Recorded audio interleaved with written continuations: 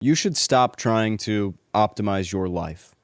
Over-optimization is just a trade-off that hasn't been properly recognized or observed. And everything else that I'm about to talk about in this episode is just proof of this. Now, before you come at me and you say, well, there's some level of optimization that's actually good, I 100% agree with you. This is about over-optimization. I have a framework in my life that I can accurately optimize according to the vision that I have for my life, according to the goals that I'm trying to accomplish, and so on and so forth. And that equation is as follows. Vision plus plan multiplied by action equals transformation or the eventual achievement of your goals. And that's not optimization. That is the framework by which I create the ideal vision that I would like to live. That's the framework that I use to create the ideal reality that I'd like to exist in. Picking your vision is not optimizing. Creating your plan is not optimizing. Action is where we optimize. And truthfully, what most people mean when they say, well, I'm trying to optimize my sleep, I'm trying to optimize my workouts, I'm trying to optimize my meal plan, I'm trying to optimize my work, is getting more output for the same amount of input, or figuring out a way to put more in using the same amount of energy, or something along these lines. You want to create a disproportional output to input ratio. That's just what it is. And the way that you set this up is by obviously creating a plan to do so. I don't think that's inherently bad. In fact, I think that it's good. However, over-optimization grinds every single variable past the point of return. And what I mean by that is that you can be the most optimized guy alive, but you're not pointing it in the proper direction. You're not oriented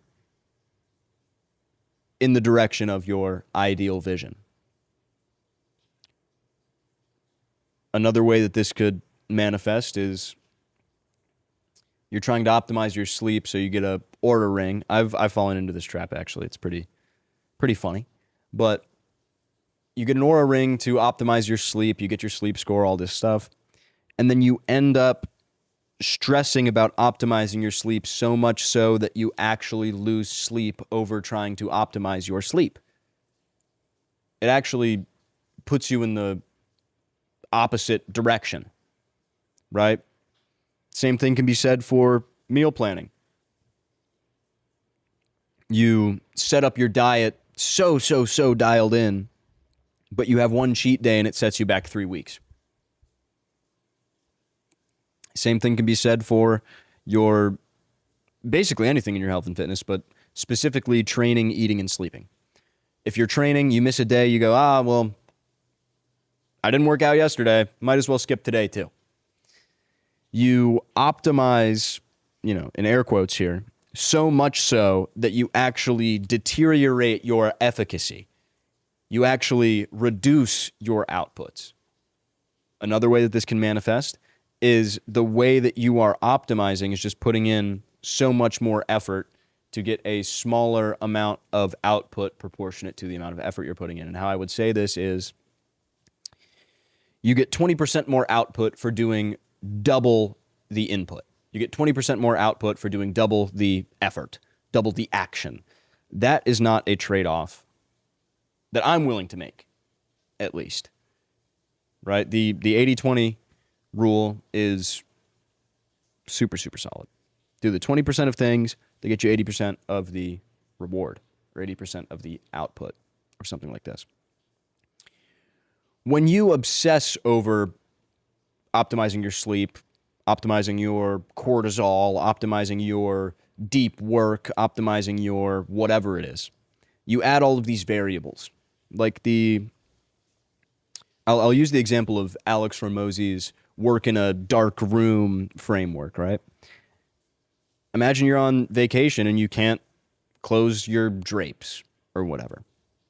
And for those of you who don't know, Alex Ramosi puts earplugs in, he puts headphones on, and he works in a dark room where the only bright thing is his computer, so it draws his attention towards the things that he should work on. And he does that for a prolonged period of time, and it seems to work for him. If you are somewhere where you can't make a dark room for whatever reason, you can't close the blinds or something, you cannot achieve that level of deep work because you've added these variables. Well, I need my earplugs. I need my headphones. I need my dark room. I need my red light blockers. I need my whatever it is. You're adding a layer of complexity that doesn't necessarily need to be there. And because of that, in certain conditions or certain circumstances, you are losing out on potential upside, potential output, right? I think it's pretty interesting that, the things that we optimize for generally are pointing us or not necessarily pointing us, but are in the direction of our vision, but sometimes they're not.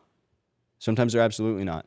I know that, I'm going back to the Oura Ring here, but when I got my Oura Ring for the first time, I looked at my stress levels, because apparently it can measure your stress based on blood pressure, temperature, heart rate, things like this.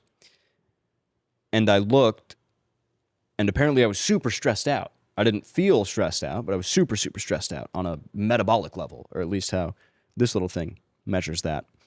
And looking at that actually made me feel stressed. That is a pretty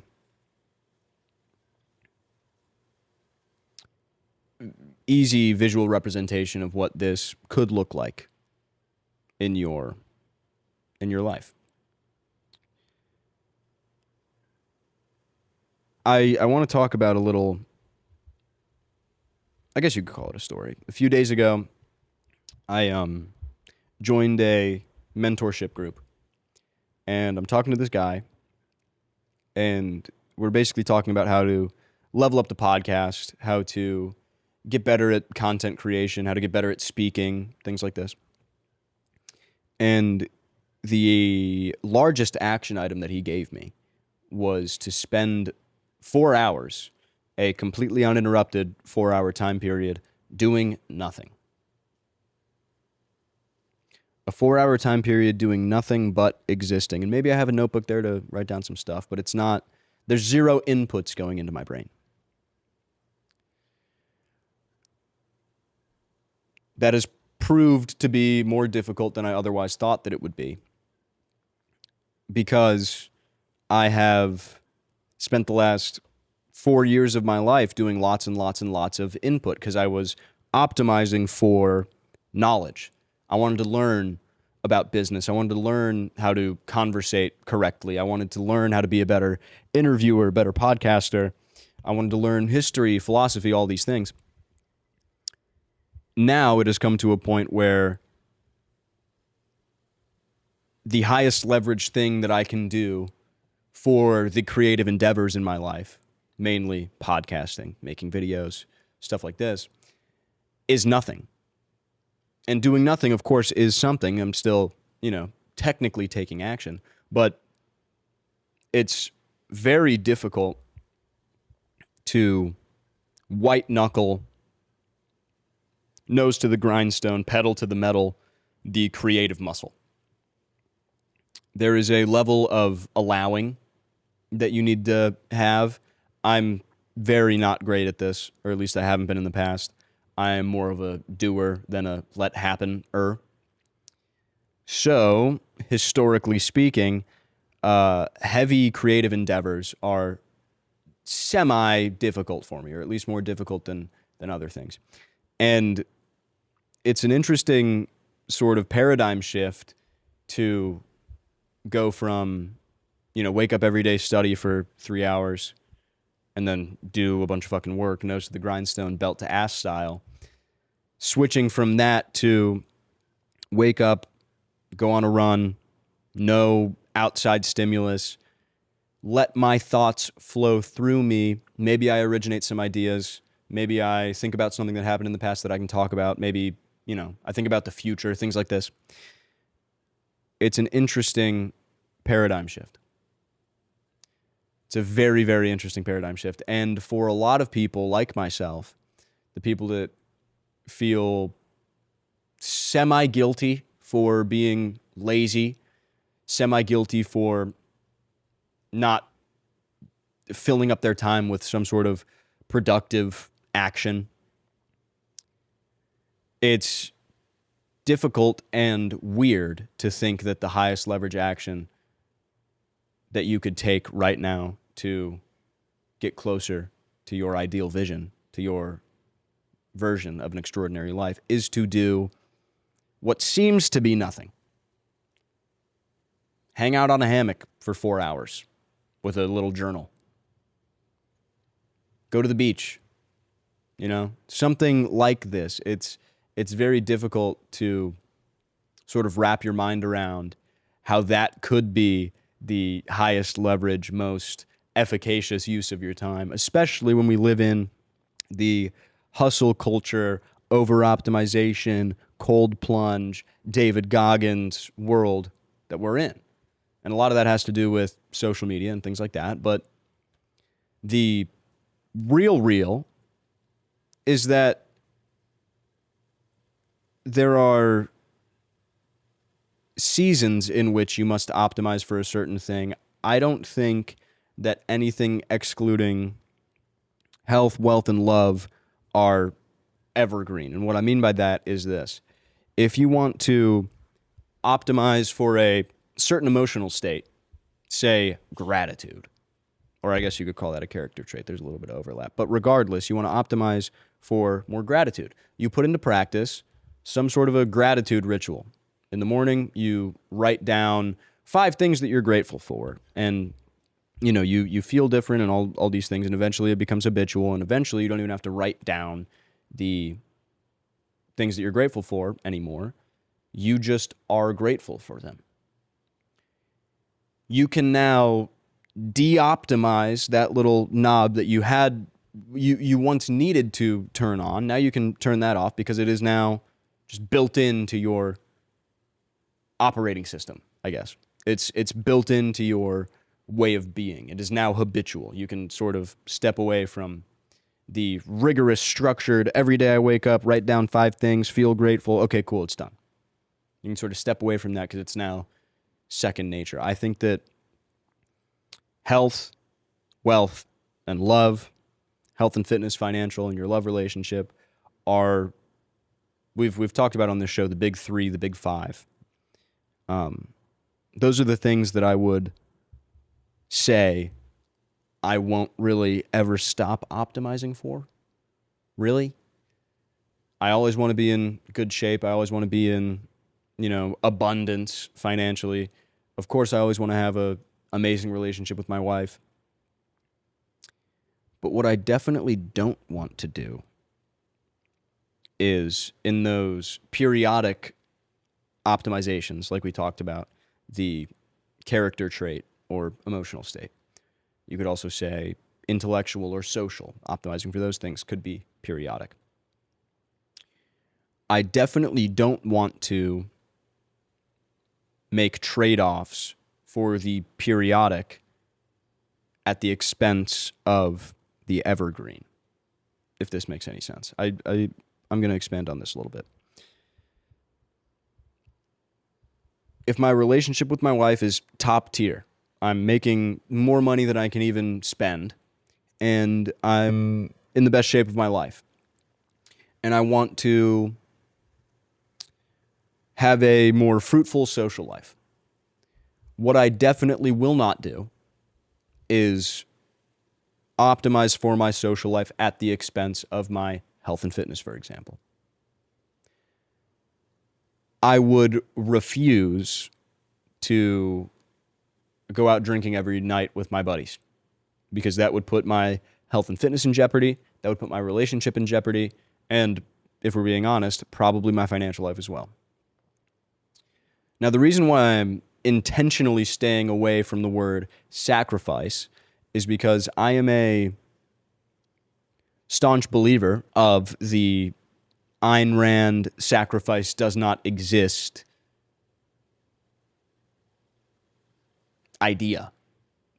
The concept of sacrifice not existing. There is, in my opinion, and this is a semi-subjective thing, there is no such thing as sacrifice. You are trading something of lesser value. So in this example, it's my social life, going out and drinking with my buddies, for something of more value, my health, my wealth, and my relationship with my wife. That's not a sacrifice. That is a decision that I am making in accordance with my values, in accordance with my vision, and in accordance with my foundational beliefs about my ideal extraordinary life. And this is not to say that you should be hyper selfish in every realm. What I'm saying is, do not optimize for the wrong things, number one, and do not optimize overly, do not overly optimize for the right things. If you want to, and I'm using the word optimize so much that it's starting to sound weird to me, but if you want to optimize your health and fitness, don't let that come at the expense of the other important areas of your life. And don't let your optimization of your health and fitness come at the expense of your health and fitness. It's an interesting, paradoxical, contradictory situation, but that does exist. I think Tim Ferriss wrote a Substack about this, talking about de-optimizing. I know Chris Williamson has talked about this at length. De-optimizing for sleep, de-optimizing your supplements, de-optimizing your whatever it is, can sometimes be the best move for you. I know it was for me, at least with supplements. I was taking a whole bunch of gobbledygook for months and months. And then when I stopped, number one, didn't really feel different. So I don't know why I was taking all those weird herbal pills. And number two, I didn't feel the guilt or the lack of consistency when I skipped, because I think we all can sort of agree on this. When you miss a day of supplements, you go, oh shit, it's all over. I missed a day of creatine. I'm just going to stop taking it. My loading phase, it's over. It's all messed up. Oh my goodness. Right? When you, again, I'm using the word optimize probably far too much in this episode, but if you de-optimize, that can sometimes be the best thing for you. And that is not a sacrifice, because like I said, in my opinion, sacrifices do not exist. You're trading something of lesser value for something of more value. Now, you may be asking, from a philosophical perspective, well, what if you're faced with a choice of two things of equal value? It's a good question. In my opinion, there is still no sacrifice because you have chosen. You must choose, and whichever one you do choose has higher value because you have chosen it. It's a bit of a in-the-weeds philosophical discussion, but it's important. Now, when you choose something of lesser value at the expense of something of higher value, like I said, you're going out with your buddies, you're going out with your ladies every night, and you're drinking at the expense of your love relationship, your health and fitness, and your financial life, that, I believe, is still not a sacrifice. I just think that you need to get your shit in order. Excuse my French, but get clear on what you believe about your life. Do you believe that your health and fitness is the cornerstone of the way that you interact with reality? Because I do. Do you believe that your financial life directly reflects the value that you provide to the human race? I do. Do you believe that your love relationship is the most important thing in your life? I know I do. Therefore, I will not make these trade-offs.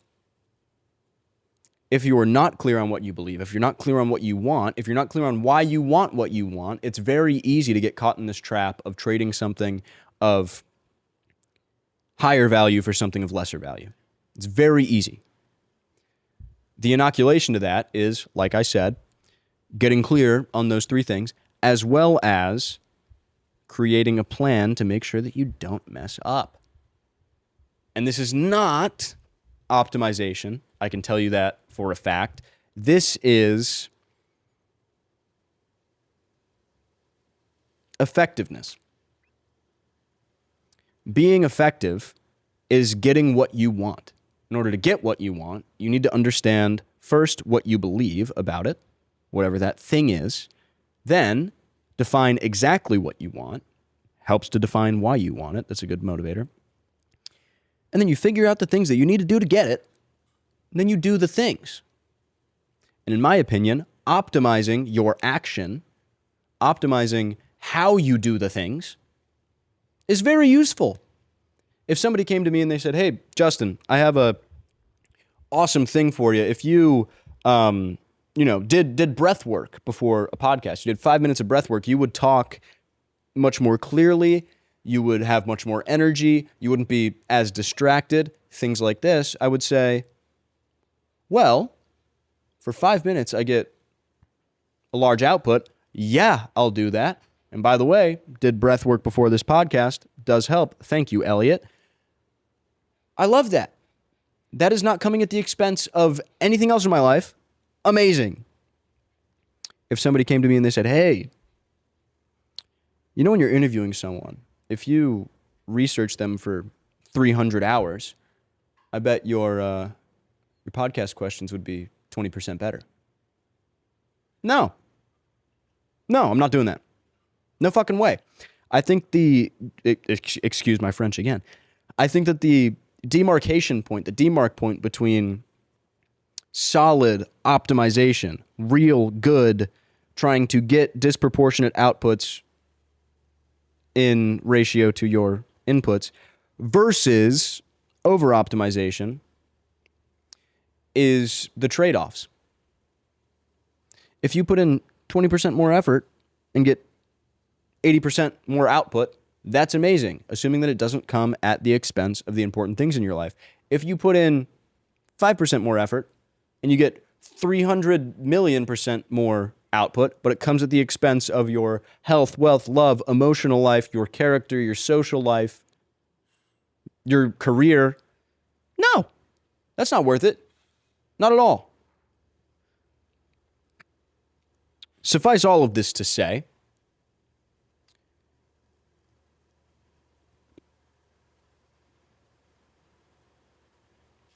don't sacrifice the important to the unimportant. That's the bottom line here. Do not sacrifice the important to the unimportant. Your sleep is important. Your body is important. Your love relationship, if you have one, is important. Your career is important. Your emotional state is important. Your character, your social life, your financial life, your quality of life, your intellectual life, your spiritual life, all of these things are important. Do not sacrifice the important to the unimportant.